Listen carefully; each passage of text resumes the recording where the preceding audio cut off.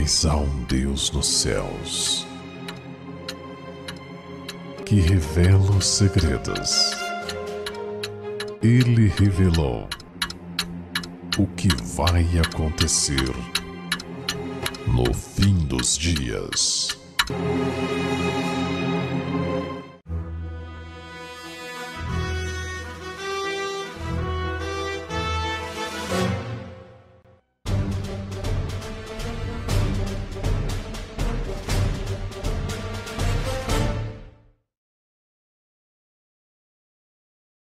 Pérolas escondidas.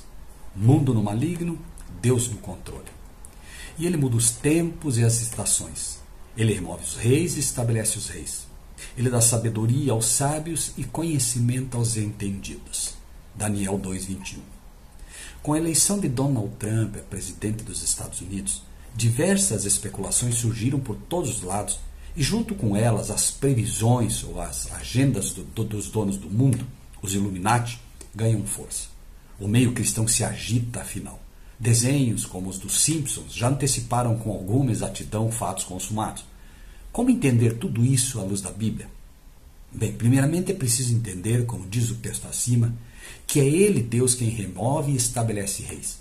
Isso quer dizer exatamente isso. Não importa o que o diabo planeja com sua agenda, não importa os que se dizem donos do mundo, o que eles executem a mando dele. Tudo, absolutamente tudo, irá ocorrer somente se Deus assim o permitir. Permitiu que Nabucodonosor levasse cativo o seu povo. Permitiu que levantasse o maior império que o mundo já viu. Mas quando Nabucodonosor exigiu adoração, finalmente, quando imaginou que estava no controle de todas as coisas, quando disse, não é esta grande Babilônia que eu edifiquei para a casa real, com a força do meu poder e para a glória da minha magnificência, Daniel 4:30, imaginando ter sido rei por seu poder, imaginando ter edificado pela força do seu braço, foi destronado, perdeu a razão e como um animal qualquer passou a viver até reconhecer quem realmente estava e está no controle. Nada mudou. O diabo continua fazendo a sua agenda e seus discípulos, achando-se donos do mundo, propagam todas essas agendas através de filmes, desenhos e tudo o que podem. Confundem a permissão de Deus, quando deixa que o façam, com o poder deles mesmos e de seu rei, o diabo, apenas para finalmente perceberem, como Nabucodonosor, que no final, queiram ou não, terão que render-se àquele que está acima de tudo isso. Ele muda os tempos e as estações. Ele remove os reis e estabelece os reis.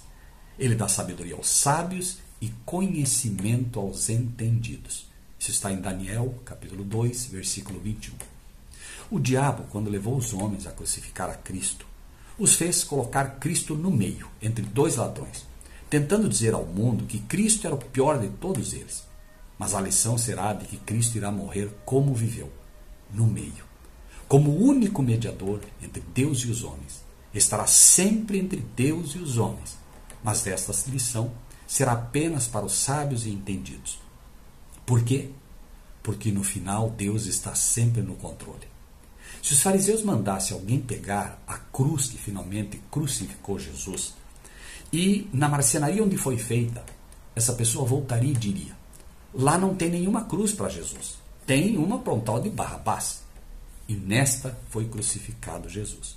Aquela cruz era para Barrabás, era para mim, era para você, era para qualquer um, menos para ele, porque ele não a merecia. Então não poderia haver uma cruz para ele. E por quê? Porque Deus estava e está no controle. Pilatos, um rei pagão, escreve em cima da cruz: Jesus Nazareno, rei dos judeus.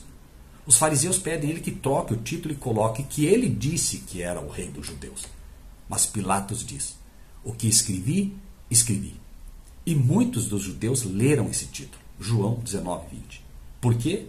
Porque Deus estava no controle e a Escritura se cumpriria, quisesse ou não Satanás, seus anjos e seus seguidores. Pois Cristo havia dito a Nicodemos que quando fosse morto, muitos atrairia a si. Satanás conhece o livro de Salmos, pois o citou quando tentou a Jesus. E este livro lançava uma profecia: repartem entre si as minhas vestes e lançam sortes sobre a minha túnica. Salmos 22:8. Tendo, pois, os soldados crucificado a Jesus, tomaram suas vestes e fizeram em 4 partes, para cada soldado uma parte, e também a capa. A capa, porém, tecida toda de alto a baixo, não tinha costura. Disseram, pois, uns aos outros: não as rasguemos, lancemos sorte sobre ela para ver quem ficará com ela. E foi assim, para que se cumprisse a Escritura. Quase poderíamos ver Satanás procurando de todas as formas evitar que os soldados repartissem as vestes, ou que jogassem sorte para ver quem ficaria com a capa, pois não queria que a profecia se cumprisse. Mas Deus estava e está no controle. Os anjos caídos, nem todos homens ou mulheres ao seu lado, nem com nada, absolutamente nada, Satanás conseguiria evitar que a mesma se cumprisse. Assim foi e será sempre. Satanás joga seus dados na história e cria sua agenda, mas no final irá acontecer ou não apenas se Deus permitir.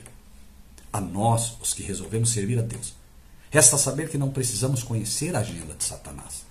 Deus quer que conheçamos a sua agenda, os seus caminhos, mais do que tudo. O teu caminho, ó Deus, está no santuário. Quem é Deus tão grande como nosso Deus? Salmo 77, 13. Através das profecias, principalmente de Daniel e Apocalipse, e através do santuário, nos mostra a sua agenda, o seu caminho, e nos mostra realmente o que interessa, para que não nos percamos e nos milhares e milhares de sinais e erros que o diabo nos quer induzir.